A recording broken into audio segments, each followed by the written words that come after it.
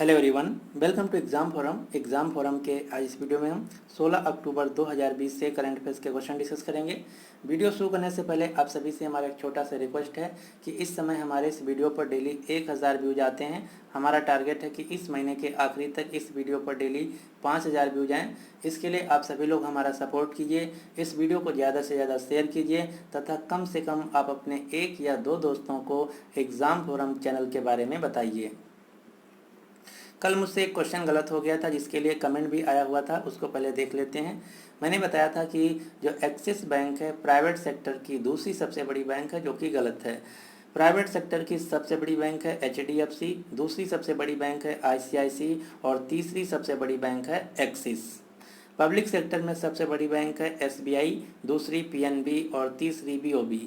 HDFC, ICICI और axis bank का मुख्यालय है मुंबई, SBI बैंक का मुख्यालय है मुंबई, PNB का मुख्यालय है नई दिल्ली, BOB का मुख्यालय है बड़ोदरा, गुजरात।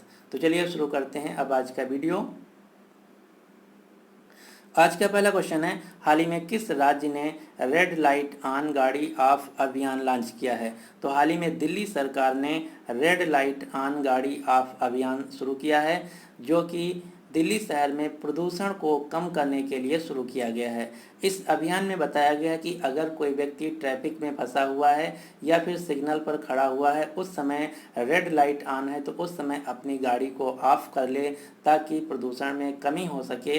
यही है रेड लाइट ऑन गाड़ी ऑफ अभियान, जो कि दिल्ली सरकार के द्वारा शुरू किया गया है।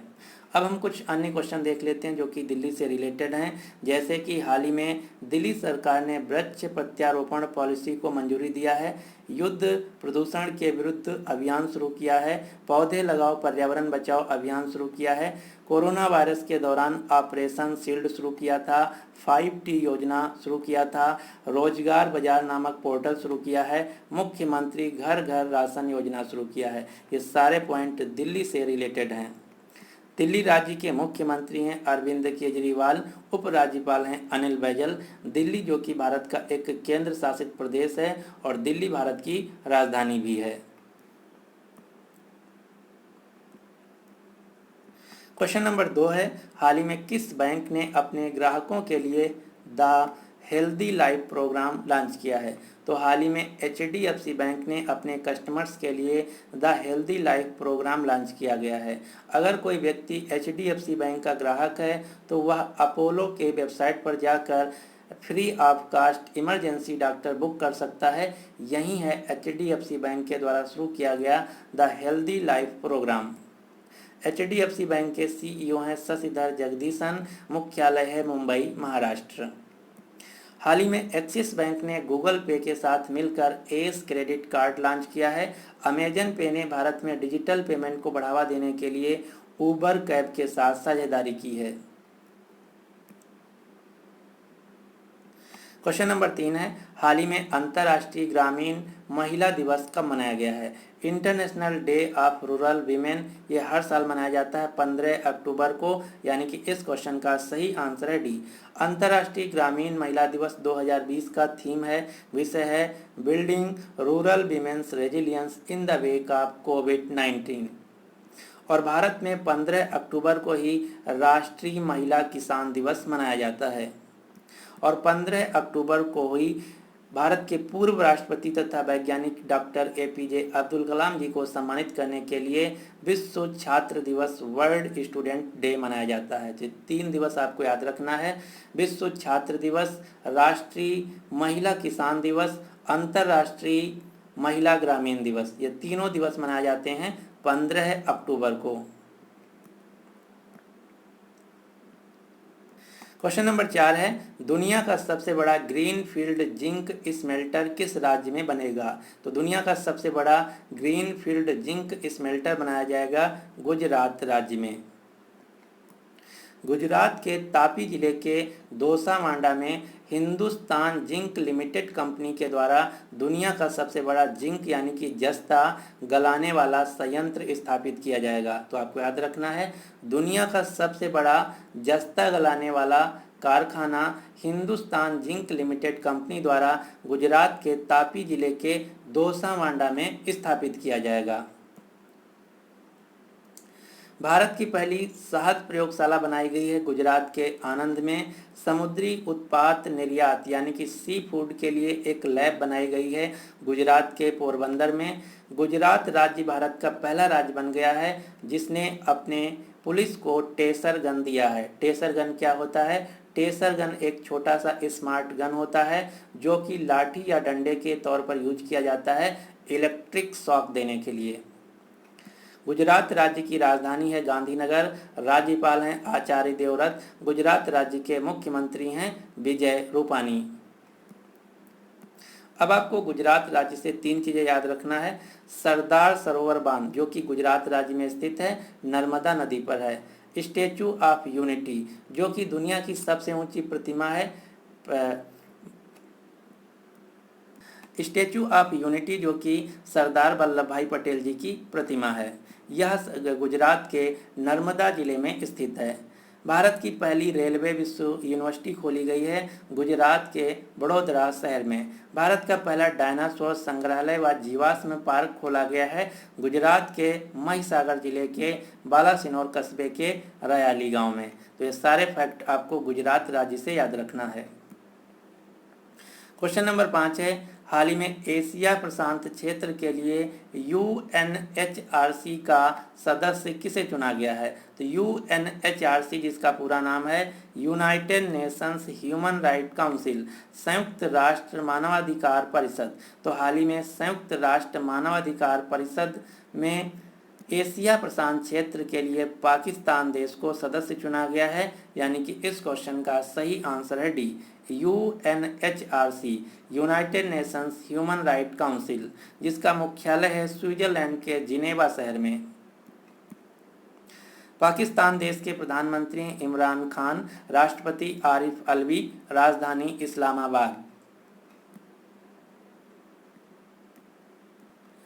क्वेश्चन नंबर 6 है, हाल ही में भारतीय सेना ने किस राज्य की पुलिस के साथ आतंकवाद विरोधी अभ्यास सुरक्षा कवच का आयोजन किया है? तो हाल ही में भारतीय सेना ने महाराष्ट्र राज्य की पुलिस के साथ मिलकर आतंकवाद विरोधी अभ्यास सुरक्षा कवच का आयोजन किया है, यानी कि इस क्वेश्चन का सही आंसर है बी।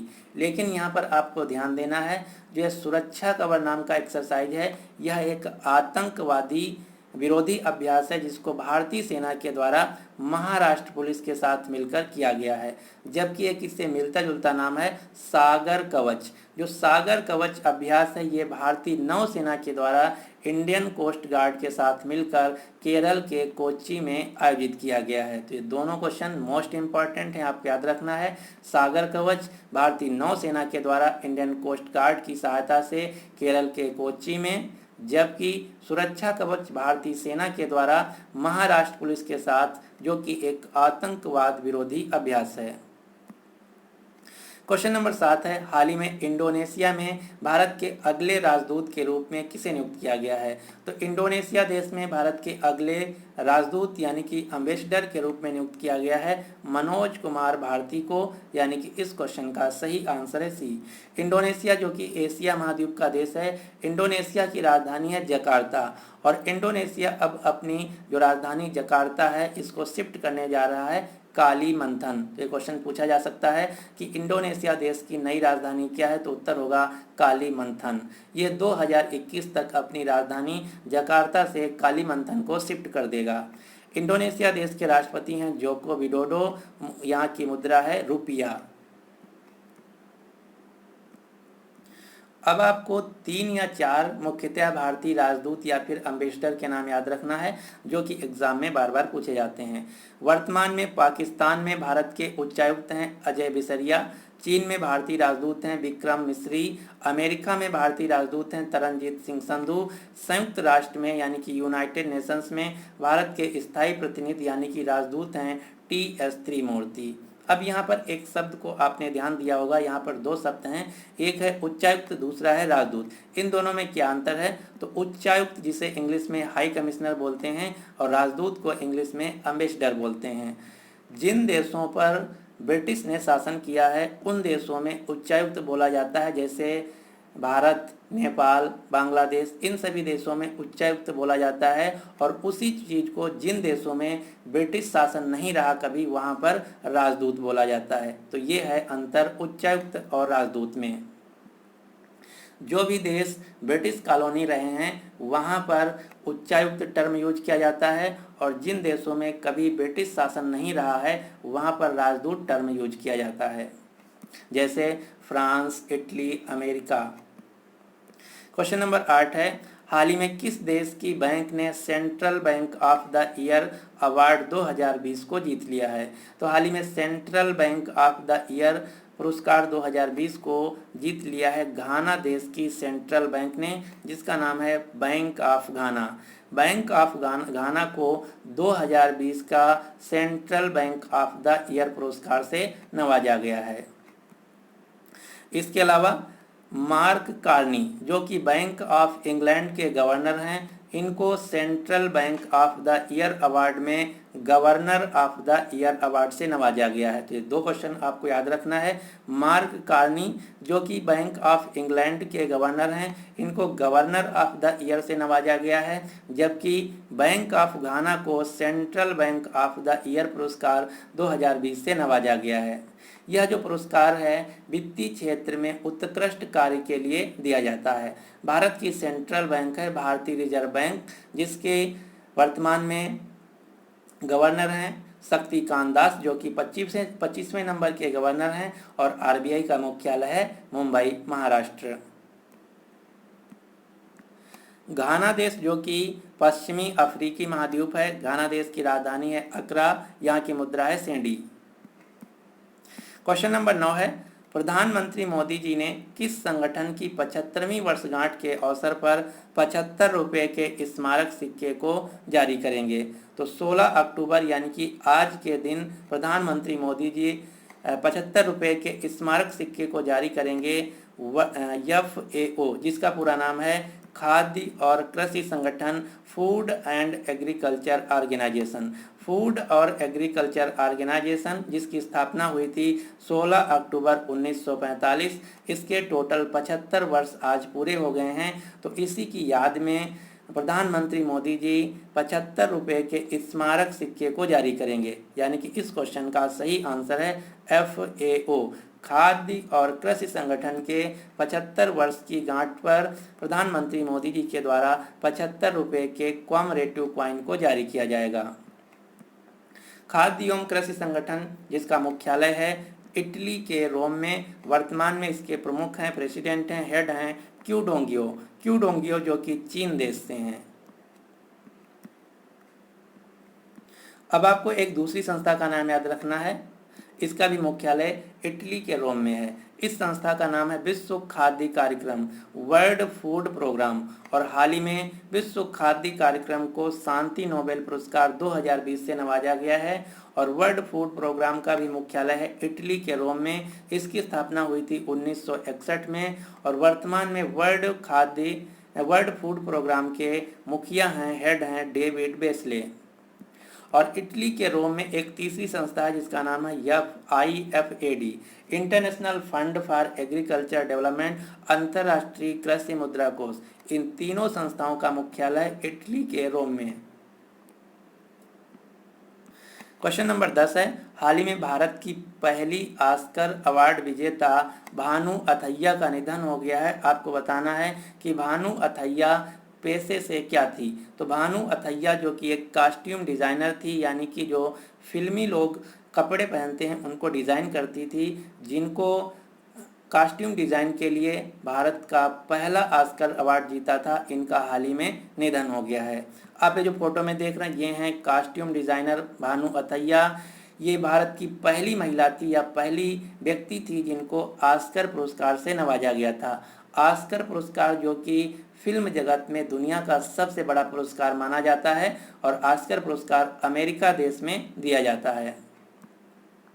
भानु अथैया को मशहूर डायरेक्टर रिचर्ड एटनबर्ग की फिल्म गांधी के लिए बेस्ट कॉस्ट्यूम डिज़ाइन के लिए ऑस्कर अवार्ड से नवाजा गया था। तो ये भी क्वेश्चन पूछा जा सकता है कि भानु अथैया को किस फिल्म के लिए ऑस्कर अवार्ड दिया गया था? तो उत्तर होगा फिल्म गांधी के लिए। गांधी फिल्म जिसके डायरेक्टर थे रिचर्ड एटनबर्ग। इसके अलावा एक निधन और आपको याद रखना है, हाल ही में प्रसिद्ध कुचिपुड़ी नृत्यांगना शोभा नायडू का भी निधन हो गया है। शोभा नायडू जो कि एक प्रसिद्ध कुचिपुड़ी नर्तिका थी, इनका भी निधन हो गया है। कुचिपुड़ी जो कि आंध्र प्रदेश का एक क्लासिकल डांस है। भारत में टोटल 8 क्लासिकल डांस हैं। कौन कौन से, इन सभी को आपको याद रखना है।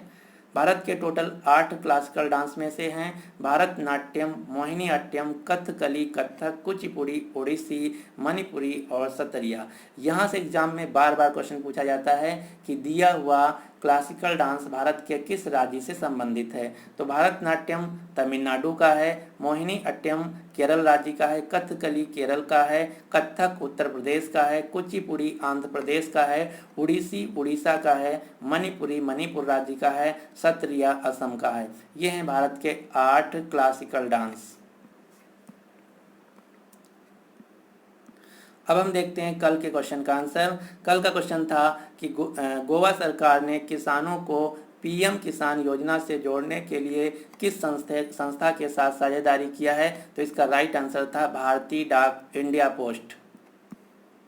आज का क्वेश्चन है, हाल ही में किस राज्य ने Sujal drink from tap mission launch किया है? तो इस क्वेश्चन का जो सही आंसर है आपको नीचे कमेंट बॉक्स में बताना होगा। अगर आपको वीडियो पसंद आता है तो प्लीज़ इस वीडियो को लाइक कीजिए तथा अपने सभी दोस्तों के साथ जो किसी भी एग्जाम की तैयारी कर रहे हैं उन सभी के साथ इस वीडियो को शेयर कीजिए। So finally thanks for watching exam forum.